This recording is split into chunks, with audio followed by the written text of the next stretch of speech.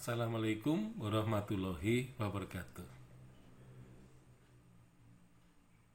Penulisan sejarah memang seringkali dilakukan pada suatu rezim di mana rezim itu berkuasa cukup lama dan juga mengalami kemantapan pada posisi politik. Nah, sehingga dia mempunyai waktu yang cukup luang untuk menuliskan sejarah bangsanya itu. Nah, tentu saja di situ terdapat semacam optimisme bahwa bangsa yang sudah merdeka ini memerlukan identitas kebangsaan, di mana identitas kebangsaan tidak cukup berasal dari bangsanya itu, kemudian juga tanah airnya, dan juga bahasanya. Itu yang disebut sebagai Sumpah Pemuda. Tetapi kalau Sumpah Pemuda plus, tentu saja memerlukan satu lagi, yaitu sejarah bangsa yang satu, yaitu sejarah nasional Indonesia. Nah, jadi yang namanya sejarah sebagai identitas itu pada intinya merupakan bentuk dari historiografi yang akan menyatakan bahwa rezim yang sedang berkuasa adalah rezim yang pantas, bukan rezim yang diragukan. Nah, tentu saja rezim yang pantas tadi itu akan menuliskan sejarahnya sebagai tameng bahwa mereka sebagai pemimpin misalnya ingin mencari dukungan sejarah bahwa rezimnya adalah rezim yang mempunyai tujuan yang mulia, terutama untuk kepentingan pembangunan bangsa. Jadi memang rezim ini penting keberadaannya dan selalu ada kaitannya dengan kelahiran karya historiografi.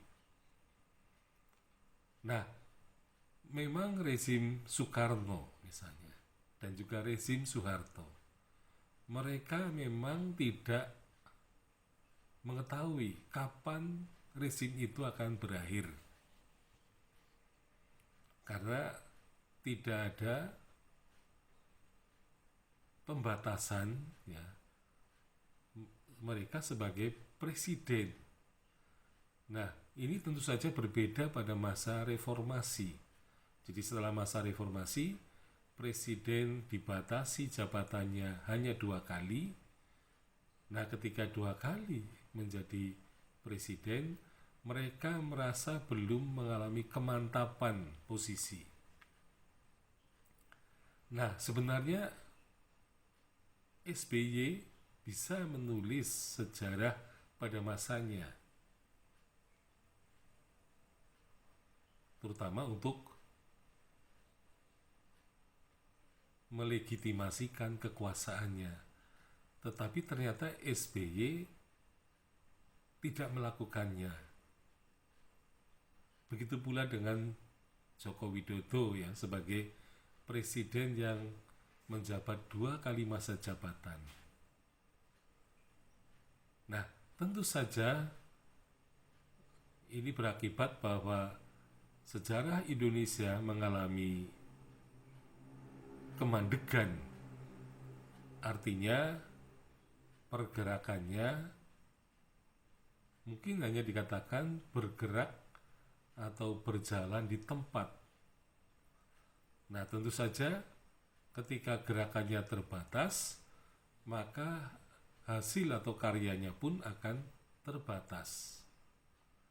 Jadi rezim-rezim yang berkuasa lama ini memang membutuhkan berbagai legitimasi, baik itu secara umum terutama untuk masa kepemerintahannya, atau bisa juga legitimasi dalam bentuk penulisan autobiografi. Jadi Soekarno ketika memasuki masa-masa akhir, ya, kemudian dia baru sadar bahwa dia harus menulis autobiografi, meskipun dia tidak bisa menulisnya sendiri, karena menulis sendiri itu termasuk bukan budaya orang Indonesia. Jadi orang Indonesia tidak termasuk yang memiliki tradisi untuk menceritakan dirinya sendiri. Jadi dari masa Jawa kuno pun kita tidak pernah mendapatkan karya yang berbicara mengenai dirinya sendiri. Makanya Soekarno kemudian menulis autobiografinya seperti yang dituturkan kepada Cindy Adams, ya, yang kemudian diterbitkan, ya, Soekarno penyambung lidah rakyat Indonesia. Nah, begitu pula dengan Soeharto. Soeharto ketika sudah memasuki tahap-tahap sepertiga terakhir, beliau juga kemudian menulis autobiografinya dengan cara menuturkannya kepada G. Dipayana dan Ramadan KH, yang kemudian diterbitkan. Buku itu menjadi Soeharto, Pikiran, Ucapan dan Tindakan Saya. Jadi itu sebenarnya merupakan legitimasi individual untuk melengkapi legitimasi kepemerintahan. Jadi pada intinya sejarah memang harus ditulis setiap saat dan secara kontinuitas, bukan karena kepentingan-kepentingan yang berkaitan dengan legitimasi. Nah, tentu saja sejarawan yang mempunyai kesadaran untuk menulis sejarah setiap saat ini tidak ada pengikutnya, seperti yang dilakukan oleh Prapanca tadi. Jadi Prapanca hanyalah seorang diri dan tidak ada yang mengikutinya sebagai sebuah tradisi historiografi Indonesia. Sekian, Assalamualaikum warahmatullahi wabarakatuh.